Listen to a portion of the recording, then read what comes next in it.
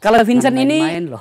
Juara 9 dunia tahun 2007 ketika lomba World Shoot di Prancis. Saya akan berbicara dengan mereka hari ini. Jenderal. Hanya 38 trofi yang saya kumpulkan. Hanya 38. Banyak gitu Pak, banyak Pak. Masakin udah hobinya ya Pak ya.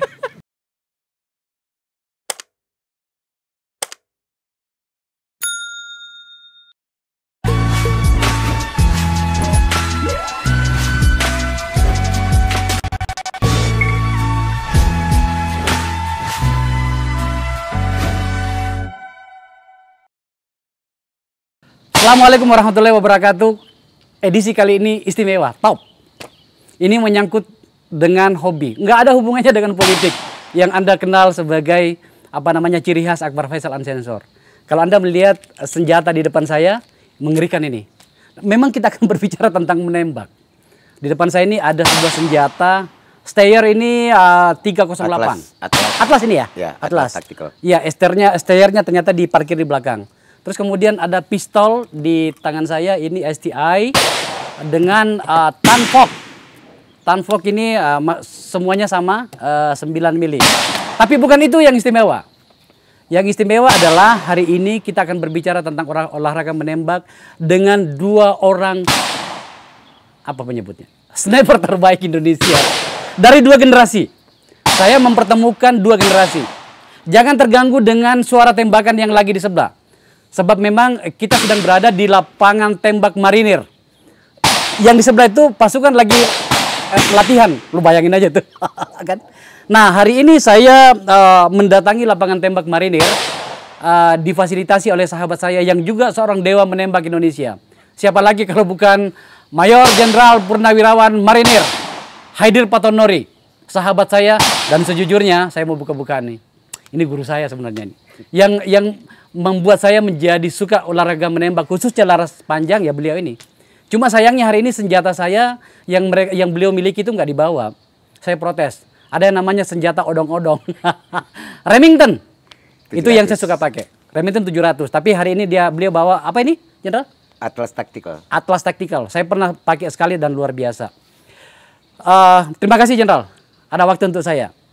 Generasi tua, generasi senior. Saya ditemani oleh seorang juga generasi yang paling muda, sniper penembak terbaik Indonesia menurut saya hari ini. Sebab dia benar-benar berprestasi. Namanya Vincent Jaya Diningrat. Vincentius Jaya Diningrat. Nanti kita akan bicara tentang beliau-beliau ini. Kalau Vincent ini, prestasi terbaiknya adalah juara 9 dunia. Jangan main-main loh. Juara 9 dunia tahun 2007 ketika lomba World Shoot di Prancis. Pernah menjadi juara 2 dunia tetapi kelas junior di Florida tahun 2014. Ya, 2014. Saya akan berbicara dengan mereka hari ini. Jenderal, sebenarnya olahraga ini cocoknya untuk orang seperti Anda yang sudah pensiun tahun 2014 atau cocok juga untuk orang muda? Kalau saya melihat bahkan anak kecil pun sepanjang dia sudah mampu mengangkat senjata itu sudah bagus untuk diajarkan. Ya? Okay. Cucu saya umur 5 tahun sudah belajar dengan 22 LR long rifle. Oh ya? Iya. Usia berapa? Umur 6 tahun. Karena saya ingat, saya senang ini ketika saya umur 9 tahun, jengkel kaliber 30, saya dipaksa oleh bapak untuk bisa menembak kelapa yang dialirkan dihanyutkan di sungai Sidrap. Iya. Peng, suruh tembak, tidak boleh putus-putus. Oke. Wah, cucu saya juga saya mau jadikan deh petembak wanita nanti. Jenderal Haidir Patonori adalah mantan komandan Batalion Taifib, pasukan khusus di Marinir. Itu tahun 1994 sampai 98. 4 tahun beliau memimpin Taifib. Itu tidak perlu saya jelaskan terlalu jauh, itu pasukan khusus. Itu dengan kemampuan khusus itu baru bisa di situ. Tapi Jenderal, sebenarnya itu sejak dari awal itu memang Anda suka menembak gitu ya? Sejak dari awal. Bahkan ketika masih taruna, ini saya sudah pensiun, saya cerita. Ya. Ada muhibah ke Australia. Orang lain beli oleh-oleh, saya sembunyi-sembunyi beli senapan kaliber 22. Kaliber 22? Ya, sampai sekarang itu yang dipakai cucu saya. Kayak kaliber 22 yang kecil itu ya? Iya. Oke, terus kemudian setelah, karena gini, saya ingin memuji Jenderal. Ya. Ini beliau ini sahabat saya, pernah menjadi Danlan Tambal di Makassar, orang Makassar yang akhirnya kenapa kami dekat ya. Beliau ini saya tidak pernah menemukan orang dengan kecintaan, passion yang seperti Anda. Bayangin aja, saya datang ke rumahnya beliau, mulai dari ruang tamu sampai ke dalam itu peralatan senjata semua, sampai gerinda. Kan beliau bikin apa itu? Silencer namanya ya. Itu macam-macam itu beliau bikin itu. Itu sebenarnya sejak kapan itu dipikirkan tiba-tiba menyerahkan diri pada olahraga menembak secara total seperti itu? Olahraga menembak dulu masih ikut di TNI. Dulu ada namanya lomba Brunei International Skill Arm Meeting. Itu dilaksanakan di Brunei beberapa kali, Malaysia. Saya sudah ikut pangkat kapten saat itu. Tapi memang sudah hobi. Hobi ya? Dari dulu hobi menembak. Namun saya mulai ikut kejuaraan setelah saya pensiun. Dan alhamdulillah dari tahun 2014 bulan Desember sampai dengan sekarang hanya 38 trofi yang saya kumpulkan. Hanya 38? Banyak gitu Pak, banyak Pak. Ya, saya berhasil meminta beliau untuk hadir di sini dan memfasilitasi kita. Tapi sebenarnya besok itu beliau sudah harus berangkat lagi ke Pandeglang untuk lomba. Masih ikut lomba ya? Emang mata masih kuat mata? Ini kan ada diopter. Jadi matanya siapapun sepanjang masih di bawah 3 itu masih bisa di-adjust untuk sesuai dengan matanya masing-masing. Gitu ya. Oh, dan saya jarang menemukan Anda itu di tempat lain kecuali di lapangan tembak. Ya? Bahkan ketika masih jadi komut PTTJ, tanda tangan itu kan lihat di sini beberapa jadi kali. Beliau ini diangkat oleh Pak Dahlan Iskan, yang kemudian juga diteruskan oleh Mas Jonan, Menteri Perhubungan pada saat itu, untuk menjadi komisaris di Kereta Api Indonesia. Menandatangani dokumen di lapangan tembak. Masakin udah hobinya ya Pak ya? Biasa. Ya, Jenderal, Anda punya berapa senjata sekarang? Kan laras pendek sudah jarang ya. Sekarang Anda sudah tidak, jenis pistol sudah tidak lagi ya, lebih banyak di laras panjang. Lebih banyak laras panjang. Untuk lombanya? Lomba. Untuk lomba di laras panjang. Kalau ditanya, kalau main senjata kecil ya main kecil. Ya intinya hanya ada satu merek, satu kaliber. Kita pengen tahu dong berapa jumlahnya? Terdaftar ada 7 laras panjang. Laras panjang 7 ya. Termasuk yang sering saya pakai. Termasuk odong-odong. Odong-odong gitu ya. Odong-odong. Oke. Ada 7. Boleh tahu nggak sih, Anda menghabiskan berapa biaya untuk semua hobi ini? Semuanya ini Casio. Kasihan orang. Benar. Kristensen saya dari mantan ketum Perbakit. Oke. Pak Bambang Tri, itu kaliber sama 308. Ini saya tidak perlu sebut namanya karena ya, orangnya nanti kasihan dimintai lagi sama orang lain. Oke.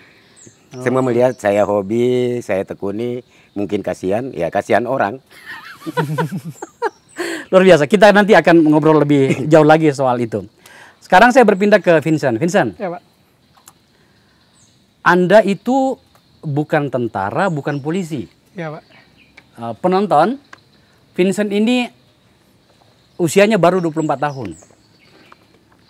Pekerjaannya akuntan di perusahaan keluarga. Luar biasa sekali. Kita pengen tahu sebenarnya, itu kecintaan Anda di olahraga menembak itu sejak usia berapa, Vincent? Kalau kecintaan dari usia 6 tahun saya udah diajak papa ke hutan berburu. Usia 6 tahun? 6 tahun. Masuk ke hutan? Masuk ke hutan. Oke.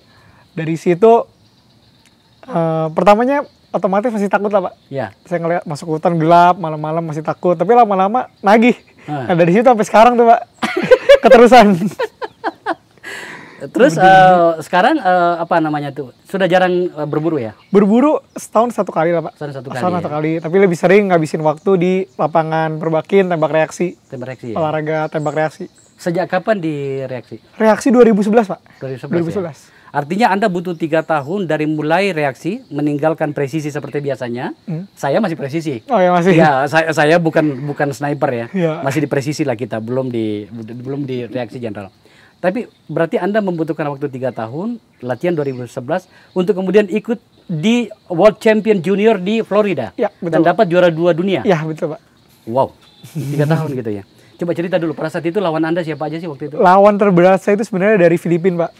Itu saya lupa namanya, tapi yang dari Filipina ini dia juara satunya, Pak. Oke. Pada saat itu. Yang juara tiganya itu ada yang dari Brazil, namanya Barbosa. Dia yang juara 3. Oke. Nah, saya yang dapat juara 2-nya. Apa yang dilombakan pada saat itu? Tembak reaksi, Pak. Reaksi. 30 stages. Iya, Stages itu seperti Iya, iya. tantangannya. Iya, tantangannya. 30 stages. 30 stages, Oke. dilombakan 6 hari. Berapa lama waktu dibutuhkan untuk 30 stages? 30 stages, 1 hari kan dibagi 6 hari, 1 hari off, berarti 1 hari itu 6 stages, Pak. 6 stages. 6 stages itu kita nembak 6 jam. Dari jam 7 pagi sampai jam 1 siang. Oke. Itu tiap hari tuh, Pak. Jadi sekitar 1 jam lah satu stage. 1 jam. 1 jam atau stage untuk antrinya. Oke. Berat ya. Lumayan, Pak. Dan Anda kalahnya di mana pada saat itu? Pada saat itu saya kalah di kecepatan. Kecepatan. Jadi emang pada saat itu saya pakai pistol kaliber 40. Oke. Dan saya ingat banget tuh saya pakai pistol kaliber 40. Biasanya kan saya pakai kaliber 9 mm, Pak. Pada saat itu saya tiba-tiba berubah ke kaliber 40 karena ditembak reaksi kan kaliber 40 lebih poinnya lebih tinggi. Iya. Tapi karena saya waktu itu untuk beradaptasi ke kaliber itu kurang, maka pada saat tanding di Amerika saya adjustmentnya perlu waktu yang lebih banyak lagi sehingga tembakan saya tidak secepat saya pakai 9 mm. Selisih angka dengan dari Filipina itu jauh nggak? Sekitar 1%, Pak. Tipis sekali. Tipis Emang sekali, sangat ya? ketat, Pak. Kalau seandainya kamu pakai yang 9 mili pada saat itu, mungkin bisa menang ya? Ada kemungkinan. Ada kemungkinan. Di lawanmu itu siapa namanya yang dari Filipina? Yang dari Filipina Itu dia pakai apa? Pascual Benses, Pak. Pakai pistolnya sama juga tapi kaliber 40, Pak. Oh. Pakai kaliber 40. Saya berpikir kenapa sampai saya tanya ini karena kan Filipina itu membuat senjata metrilo kalau nggak salah Yes, ya. betul, Pak. Metrilo. Tapi ternyata nggak pakai metrilo ya? Pada saat itu yang dia nggak pakai. Nggak pakai ya? Dia nggak pakai metrilo. Hmm, Dia custom sendiri senjatanya, Pak. Karena di Filipina kan sangat bebas, Pak. sangat bebas. Sangat bebas senjata di sana. Jadi sehingga kebanyakan shooter juga custom pistolnya sendiri, Pak. Oke, kita lompat ke 2017. Anda cukup waktu untuk belajar dan berlatih. Saya dengar Anda berlatih itu 2 kali seminggu. Ya, total berapa biaya untuk latihan, terutama mendekati lomba? Sampai Mendekati lomba, kita butuh sekitar 200 butir, Pak. 100 sampai 200 lah, kita sebut aja 200 butir per sesi latihan. Per sesi latihan. Dan itu saya latihan 2 minggu sekali, selama 1 bulan sebelum tanding biasanya. 1 sampai 2 bulan intens sebelum tanding. Jadi butuh sekitar berapa peluru tuh? Sekitar 3.200 butir, Pak. 300 butir. Kalau gitu kita ambil 2 bulan, itu sekitar 3.200 butir. Jadi Anda latihan minimal 2 bulan sebelum lomba ya? Yes, 2 terutama bulan. untuk levelnya Intens. yang besar Untuk ya? level yang besar, 2 Nah, sampai 3 bulan. sekarang kita ke Prancis. Anda menjadi juara 9 dunia. Jangan lihat angka 9-nya, tetapi ini kejuaraan dunia loh. Dan Indonesia itu berhasil itu. Saya jujur saja menghargai itu. Ya, makasih, Pak. Makanya kemudian saya ingat bahwa Vincent harus saya bawa ke Akbar Faisal dan Unsensor. Ceritain, apa pertarungan pada saat itu? Di Pada Prancis? saat itu? Ya.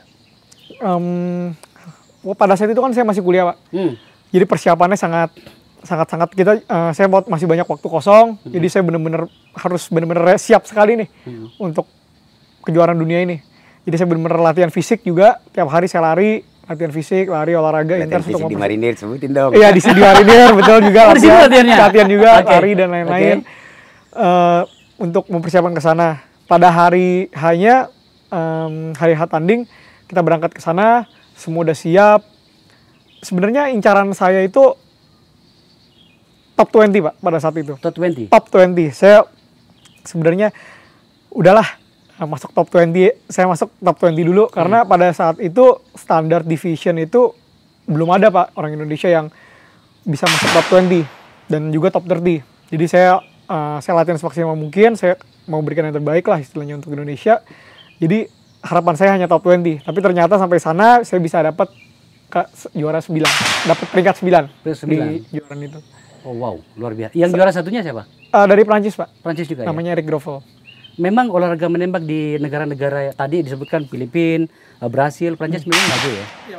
Maju ya? Maju sekali, Pak. Terutama di Filipina, kalau di Asia terutama di Filipina karena untuk munisinya dan juga senjatanya Mudah didapat. mudah didapat. dan juga banyak di sana. Murah lagi. Ya? Murah lagi, itu yang paling penting Pak. Iya, iya. Murah. Saya boleh ikut nimbrung ke Makanya saya mau tanya Jenderal, ini apa ya? Kita bersyukur ya, ternyata prestasinya anak-anak kita ya luar biasa gitu ya. Apa yang ingin Anda katakan dengan prestasi yang hebat seperti ini? Appreciate, tapi saya yakin akan lebih bagus lagi seandainya kita bisa seperti Filipina.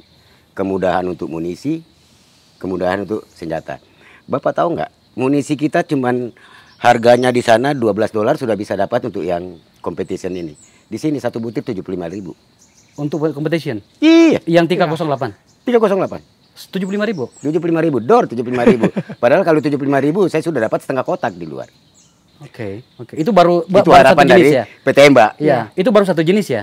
Belum lagi yang lain? Belum yang lain. Kalau yang 9 kan saya pakai ya. Ya. Saya pakai itu sekitar 6 ribuan per butir ya yang saya pakai selama ini gitu. 6 ribu Iya, per butir, Pak. baik yang dari luar maupun pindad ya. Iya, betul, Pak. Ya beda sedikit lah Beda kira-kira. sekitar 5.000 gitu. memang. Jenderal, apa yang ingin Anda katakan dengan para petembak kita? Tadi soal menjurus satu masalah. Emo dan rifle-nya sendiri. Kemudian yang lain apa sih kendala selama ini?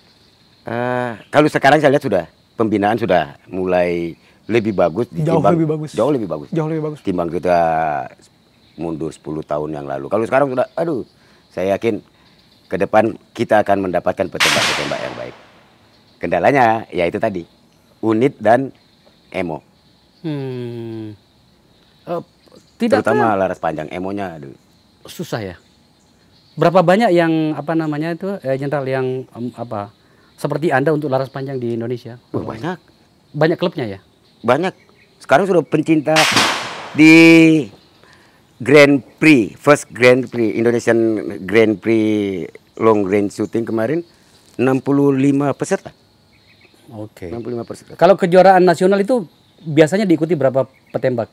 Ya, Seratusan? berkisar antara 65 sampai 70 80. Oke. Apa sih kesulitannya olahraga menembak laras panjang dibanding laras pendek yang biasa Vincent lakukan? Saya juga masih memakai laras pendek. Masing-masing punya kesulitan. Oke. Masing-masing. Ini intinya lebih banyak sabar. Vincent Lebih banyak kapan agresif. hari ngomong, udah saya kapok main laras panjang, nembak 10 butir, saya nunggu mulai dari pagi sampai sore. 10 Gitu ya? butir. Iya, 10 butir. 10 butir. 10 butir, Pak. Sat- Saya pernah ikut waktu itu tanding Pak Kaidir di sini. Saya join 400 Pak, saya meter ya, ikut. Pak ya. Ikut kamu ini? Ikut grouping. Saya datang pagi-pagi, saya nunggu sampai jam 1, jam 2 itu total yang saya tembak cuma 10 butir, Pak. Sedangkan tembak reaksi udah ratusan, Pak. Jadi emang harus lebih sabar. Selain itu Laras juga panjang. mungkin lapangannya ya. Lapangan dia butuh tidak terlalu luas, di mana-mana bisa dibangun. Kalau laras panjang ini paling minim kita sebut long range, di luar masih mid range. Di sini sudah disebut long range. Itu 300 meter. Kalau long range. Yang Jakarta dan sekitarnya mungkin termasuklah kira-kira Bogor, Pandeglang itu kira-kira lapangan tembak yang untuk long range itu seberapa banyak? Hampir semua angkatan punya. Oke, Hampir angkatan semua ya. Hampir semua angkatan. Tapi maksimum rata-rata sampai di 500. 500. Mau cari lebih ya, mau main 1000 kita harus ke Antralina, Sukabumi atau ke Cikeas. Ke Cikeas ya. Punyanya Ke Brimob. Kedung Halang ya. Kedung Halang. Kedung Halang punya Brimob sana ya. Brimob. Oke. Hanya ada 2 yang terdekat. Itu di Kedung Halang itu 1 kilo kan kalau nggak salah ya. 800 yang 800 siap. ya. 1 kilonya kita harus naik ke tower. Saya pernah nembak di sebelah sini 600 ya. 400. 400 ya. 400. Kita dapat babi-babi 400 ya. 400. Gitu. Jenderal, sebenarnya apa sih keasikan untuk apa namanya itu laras panjang seperti ini? Kalau ditanya apa keasikannya, persis sama dengan nanya apa asiknya mancing. Susah dijabarkan. Gitu ya. Susah dijabarkan. Saya ngomong sama anak saya, musik termerdu yang buat saya di kuping saya Suara tembakan? adalah suaranya 308. Iya, ya ampun. Begitu ya. Dan karakter senjata itu memang beda-beda juga ya. Sangat jauh. Sangat jauh beda. Kalau nggak salah pernah saya pakai sekali ini atau 2 kali. Kemudian odong-odong itu, jujur ya, saya lebih suka yang odong-odong. Remington 700.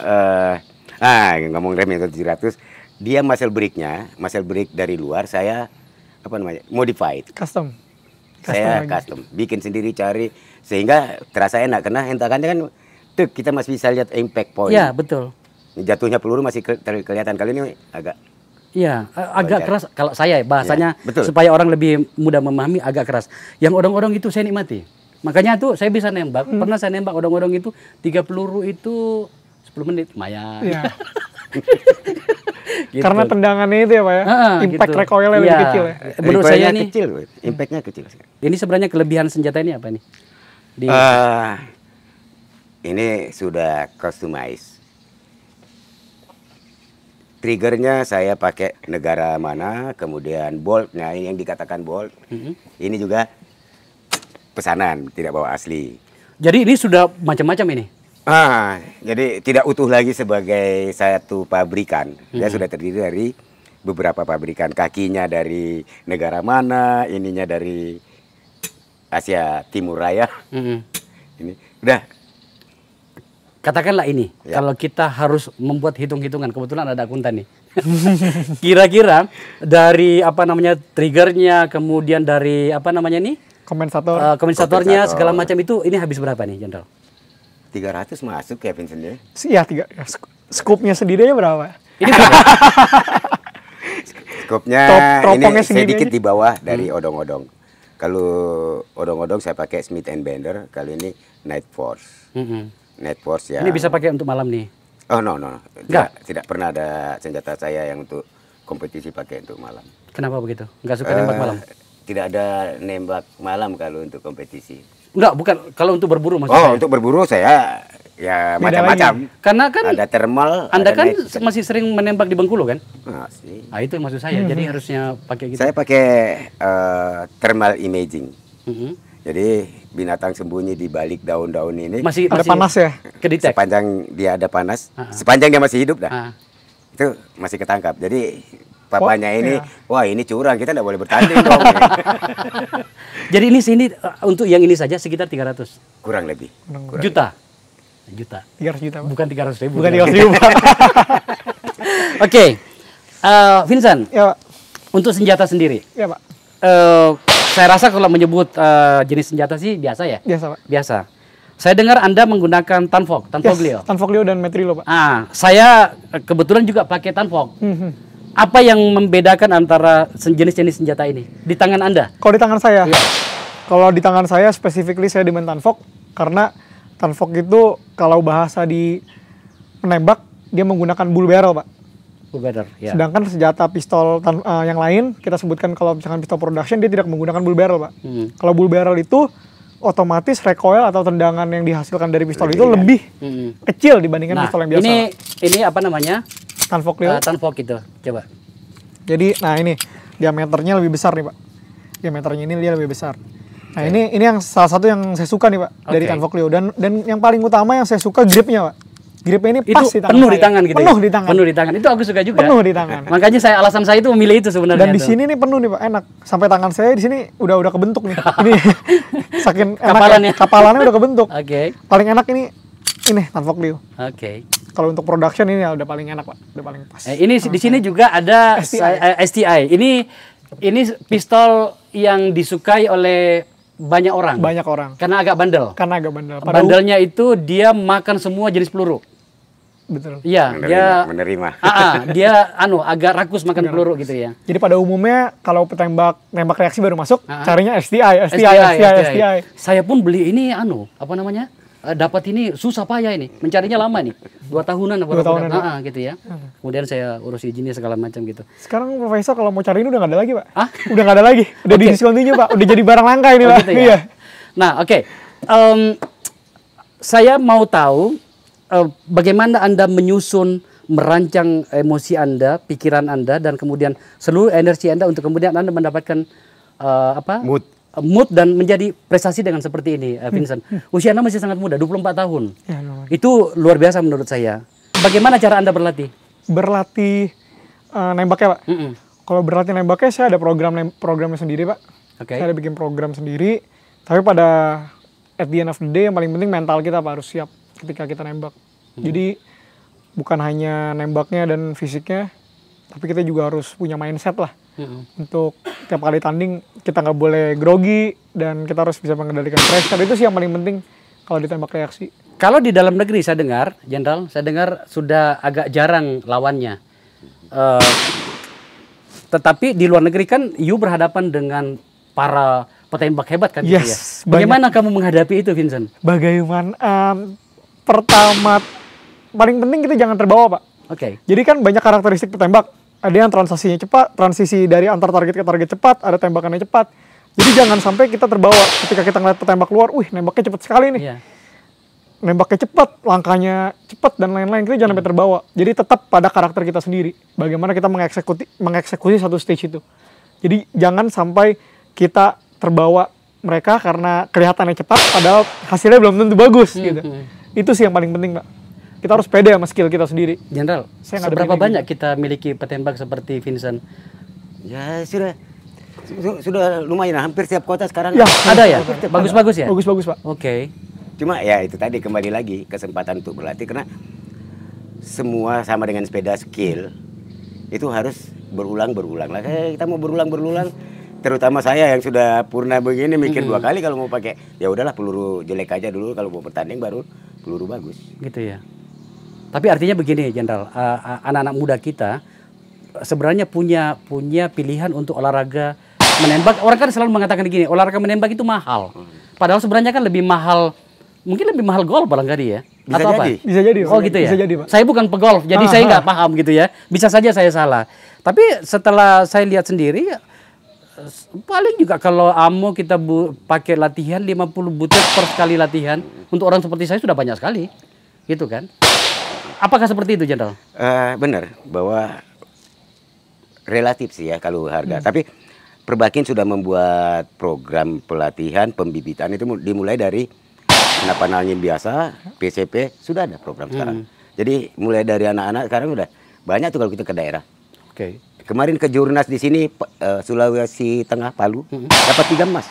Oh ya? Kontingen yang di Kasau Cup. Ya, Dan itu masih muda-muda. Anak ya umur 16 tahun. Oh, oke. That's good. Gitu. Artinya kan memang olahraga ini hidup ya. Tapi dia di PCP, di Metal Silhouette. Dan juga ditembak reaksi, Pak, kalau kita flashback 5-10 tahun lalu, itu jarang sekali, Pak, petembak yang junior. Tapi kalau misalkan untuk sekarang itu udah mulai banyak. Oke. Udah mulai banyak sekali. Termasuk saya yang 10, pertama 11 dulu. Aku sudah nggak kuat reaksi. Larinya ke kita kan udah tua kayak begini Iya, kan gitu ya. Iya, iya. Tidak bakal menang. Bisa nggak kita lihat you menunjukkan cara menembak Bisa. ala Vincent? Iya, Pak, bisa, Pak. Juara 2 dunia junior 2014, peringkat 9 dunia 2017. Iya, Pak. Oke. Siap. Ini mau pilih senjata yang mana? Boleh yang tanfok dulu, bisa, Tanfok Pak? dulu ya. Oke. Tanfok kita karena ada 10 sasaran, Ya. berarti kita pakai 10 peluru ya? Ya, 10 peluru, Nah, Pak. ini ya. Oke. Jenderal kita lihat ya. Oke, Oke, Pak. Ya. saya penonton dari jauh. Pemirsa, Vincent akan menembak 10 peluru pada jarak 20 meter, 10 sasaran, 10 peluru menggunakan Tanfok 9 mm. Saya akan beri aba-aba. Pemirsa, kita akan melihat bagaimana Vincent action menggunakan senjata kesayangannya, Tanfok dengan 10 sasaran, 10 peluru. Ya, kita akan lihat seberapa cepat. Tidak mudah memang, apalagi dalam tekanan, tetapi dia sudah terbiasa dengan itu. Oke, Vincent? Ya, Pak. Are you ready? Ya, ready. Stand by!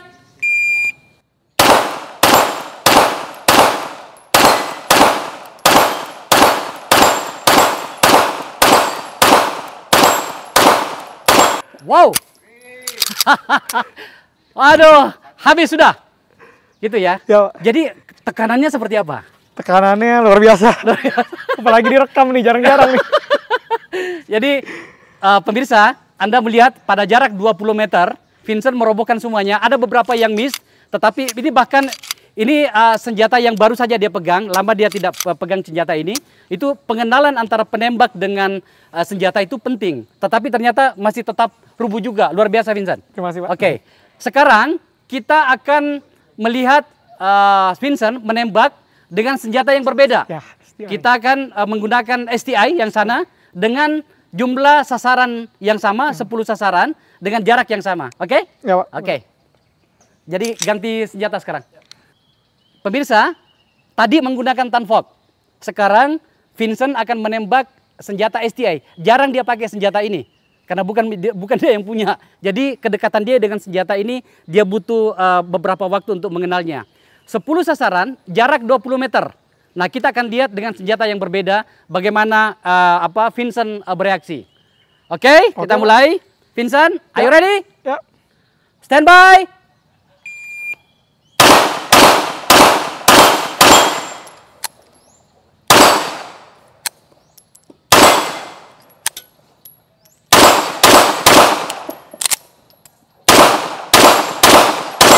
Oh,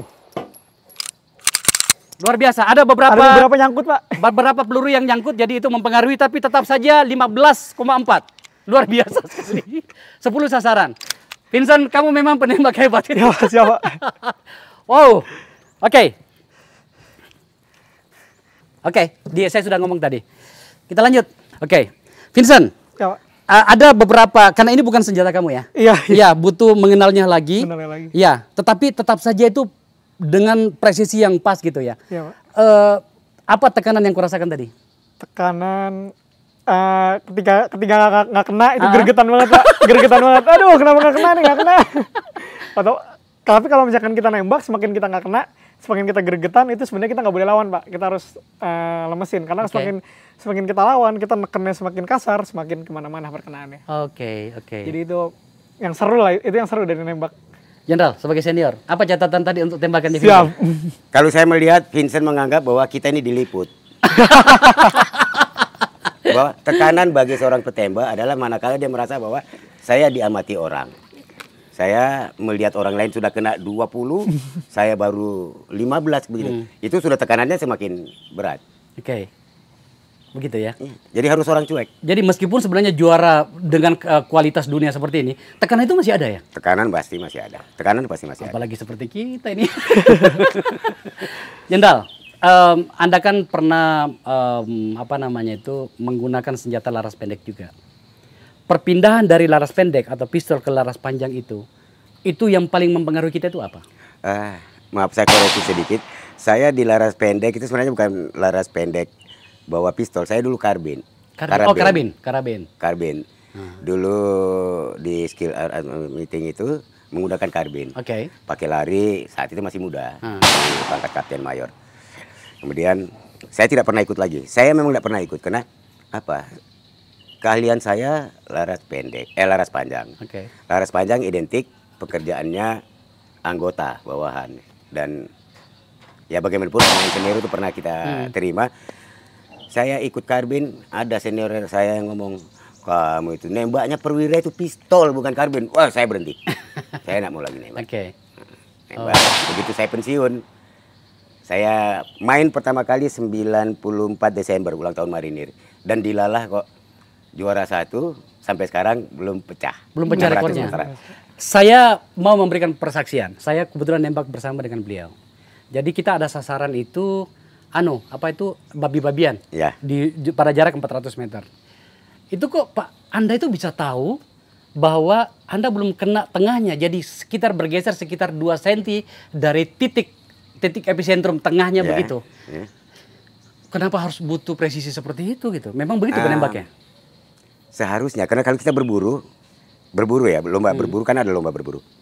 Kalau nembak babi, kepala mati tapi masih lebih tinggi nilainya di jantung ini. Itu nilainya, poinnya lebih tinggi daripada kalau kita kena kepala. Lebih tinggi mana? Lebih tinggi jantung. Kena jantung. Jadi kalau misalnya dia dari samping, dari sini? Ya, di sini, di bawah ketek ini. Berapa senti dari? Ya, diameternya. Kaki depan ya, Pak ya? Kaki depan ya. Berapa senti dari? Dari sikunya ini. Iya. Ya ini tempatnya jantung ini. Jadi kalau kita tarik lekuannya, kan ada lekuannya pahanya itu. Iya. Itu persis di belakangnya sekitar 5 cm. Itu paling tinggi jantung. nilainya. Oke. Dan babi langsung jatuh. Dan itu lebih tinggi nilainya dibanding kepala? Dibanding kepala. Oke. Gitu ya. Wow. Padahal mematikan kepala. Iya, betul. Oke, Vincent, saya mendengar bahwa Anda sedang persiapan untuk meraih emas pada PON Iya, 2021. Di Irian, Papua. Di Papua. Jadi ya dilakukan? Jadi ya? Sudah dipastikan jadi.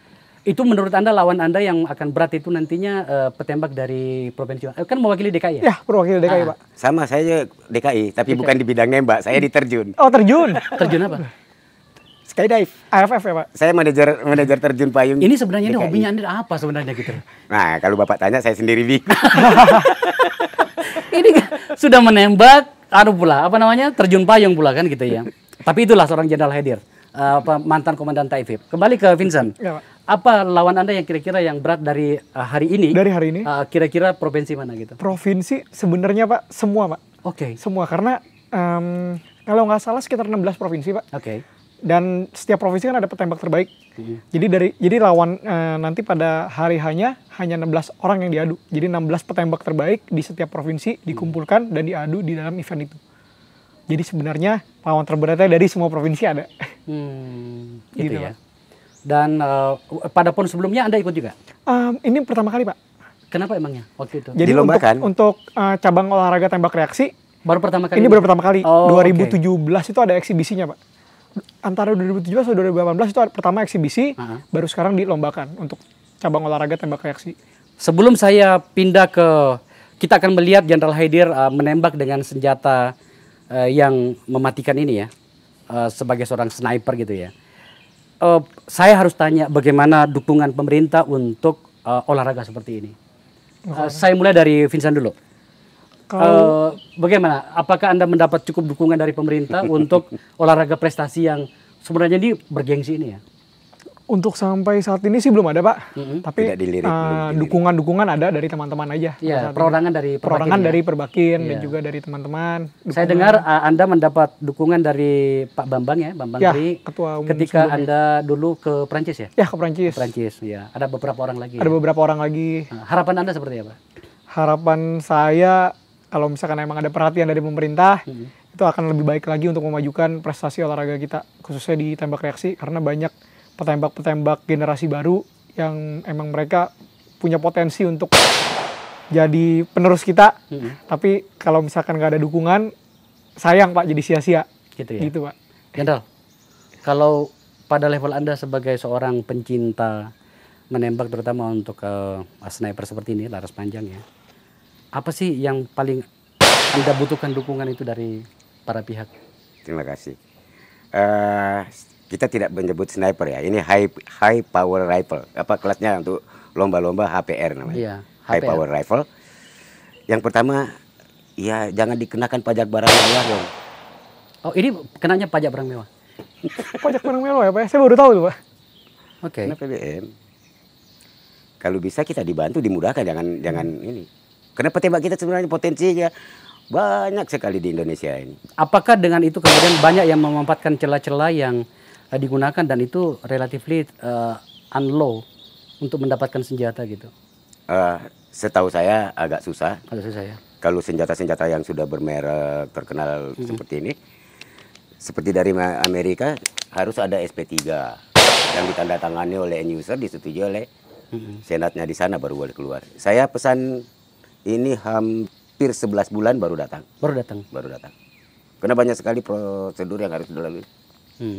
Oke, yang lainnya apa lagi kira-kira? Itu dah yang paling penting untuk petembak. Petembak ini kan bagaimana intensitasnya dia latihan, tentunya larinya ke amunisi. Kalau amunisi bisa dapatkan dengan murah, ya intensitas latihan pasti semakin tinggi. Gitu ya. Kalau prestasi Indonesia di level Asia atau dunia untuk lomba high power rifle itu berapa? Jangan lupa kita ini sudah banyak petembaknya loh. Ada William Banua juara di Australia, ada Sebastian Lambang juara di. Tapi dia berangkat bukan sebagai kontingen Indonesia, kita memang nggak kirim. Oh, itu. Mereka berangkat sebagai individu. Pribadi. Itu Ya, yang ya, saya individu, maksud. betul. Pada akhirnya kita sampai pada pertanyaan itu.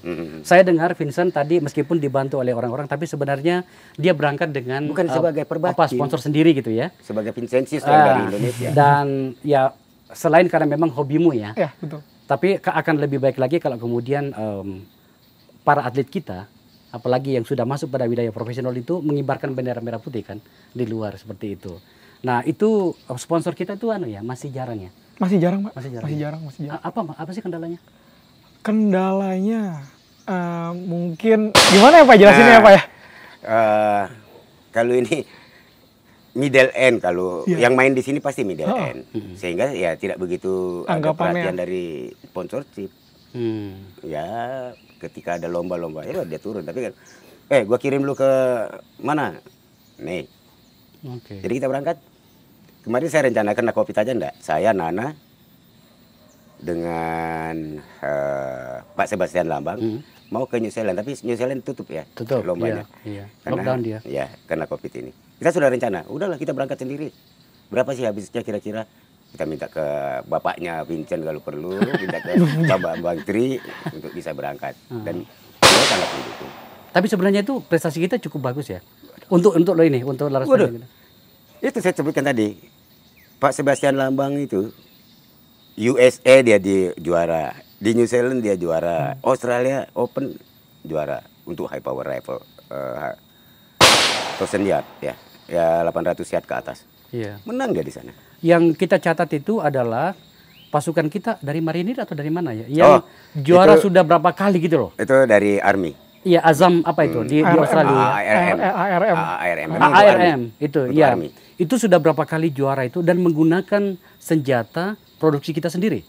Pindad gitu ya. Iya. Artinya sebenarnya industri persenjataan kita nggak jelek-jelek amat. Nggak jelek, Pak. Bagus ya? Bagus, Pak. Bagus. Saya udah pernah visit juga ke pabriknya di Turen, Malang, itu pabrik munisinya. Dan juga di Bandung pabrik senjatanya bagus, Pak. Bagus. Jadi kalau boleh saya tambahkan, kalau memang mereka kan bikin munisi, Pak. Jadi kalau sebenarnya mereka bisa bikin munisi. Jadi kalau misalkan ada kerjasama antara Perbakin dan Pindad, itu akan bisa memajukan banget nih atlet-atlet kita. Sekarang belum ya? Belum ada, Pak. Setahu saya belum ada. Oh, oke. Waktu itu pernah ada, tapi sekarang udah nggak ada lagi. Yang kita minta grain berapa, Ya, dia akan buatkan. Bisa sebenarnya. Untuk bisa speknya, powdernya berapa grain, berat pelurunya berapa grain, dan lain-lain bisa. Gitu ya. Kalau emang itu bisa, sekarang bisa dilakukan lagi, bisa dilaksanakan lagi, itu luar biasa. Saya berharap sih dengan tayangan ini ya, kemudian dilihat oleh para pihak, kita bisa para pihak itu memberikan dukungan dan perhatian yang Amin. banyak ya. Karena saya bukan seorang sniper, saya bukan petembak hebat, tapi saya suka aja. Ya lumayan lah pokoknya dar-dedor kan kira-kira gitu ya. Dan saya melihat betapa, katakanlah misalnya di lapangan tembak Senayan itu, saya dulu belajarnya di situ. Itu hidup itu. Hidup, Pak. Hidup itu. Dari kalau sore, terutama pada Sabtu Minggu itu betul-betul hidup. Dan juga sekarang ketua kita, Pak Joni. Oh, wah, luar biasa. Itu luar biasa. Pak Joni Supriyanto itu luar biasa memberikan dukungan ya. Dan ya itu tadi saya berharap. Pemirsa, kita akan berpindah lapangan untuk menyaksikan seorang dewa menembak, istilah saya. Anda boleh setuju, boleh tidak. Tapi bagi saya pribadi, Jenderal Haidir Potonori adalah seorang dewa menembak Indonesia, karena dia adalah guru saya. Boleh dong saya mengagumi guru saya gitu ya. Untuk di lapangan yang jarak 400 meter di sebelah sana. Dan kita akan lihat bagaimana sih sebenarnya rumitnya menembak. Kan kalau di film itu kan kelihatannya dar der dor gitu, helm itu, ya kan? Tapi di dunia nyata, apalagi yang seperti itu tidak mudah. Kita akan lihat nantinya. Pemirsa, kita bergeser ke lapangan yang sebelah. Oke. Ini saya lihat di senjata Atlas Tactical ini ada banyak macam stiker ini. Tapi kan bagi seorang penembak ini bukan stiker sembarangan ya, Vincent ya? Jenderal, sebenarnya ini apa sih ini? Nah, bahwa senjata saya ini equipment control dia pas. Oke. Karena kalau tidak pas, ada beberapa persyaratan bahwa senjata saya tidak boleh humble follow. Mereka masukkan gini, kemudian dipukul dari belakang, sangat keras. Kalau ini terlepas, berarti senjata saya disk. Oke. Oh, itu bisa bahaya. Ya, bisa jadi ketika kita masukin, belum siap, baru masuk, bisa door langsung. Oh, oke. Jadi ini menandakan sudah sekian kali dia masuk pertandingan dan selalu tidak ada masalah. Oh, oke, luar biasa. Oke, top. Shoot ready? Ready. Stand by. Kita lihat. Satu. Dua. Tiga. Empat. Lima. Isi magasin 5, no, magasin kecil.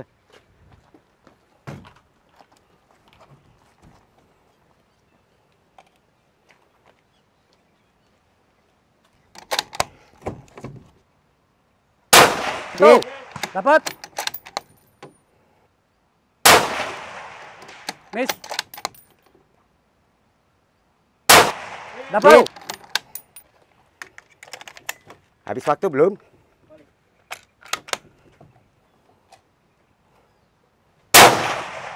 Hit. Tahan. Top. Habis waktu. Luar biasa. Tepuk tangan dulu dong untuk Jenderal. But it's a bad news for me. Tapi luar biasa. Itu standar seorang Jenderal Haidir itu bad katanya. Tapi bagi kita ini sudah luar biasa. Top. Maka menurut saya ini bentuk kecintaan pada olahraga menembak yang luar biasa. Beliau menghabiskan waktu di lapangan tembak pada usia seperti ini dengan jarak seperti ini masih bisa dapat. Jenderal, top. Bad. Pemirsa, kita berpindah posisi.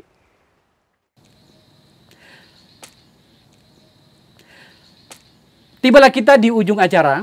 Saya senang menghadirkan episode kali ini, episode yang jauh dari politik, yang jauh dari hitung-hitungan jelimet tentang bagaimana kekuasaan itu diperebutkan. Hari ini saya berkumpul dengan dua generasi petembak terhebat Republik Indonesia, negara kita. Saya mengagumi mereka dan saya berharap olahraga menembak ini berkembang terus dan berprestasi, tentu saja dengan dukungan para pihak. Seperti yang Anda dengarkan tadi dalam diskusi kami. Kita akan hadir pada episode yang akan datang dengan tayangan atau pilihan topik yang berbeda-beda. Jenderal, terima kasih. Yep. Vincent, terima kasih. Terima kasih, Pak. Sukses untuk Anda ya. Terima kasih, Pak. Para penonton yang sekalian, terima kasih. Wabillahi taufiq wal hidayah. Assalamualaikum warahmatullahi wabarakatuh. Waalaikumsalam.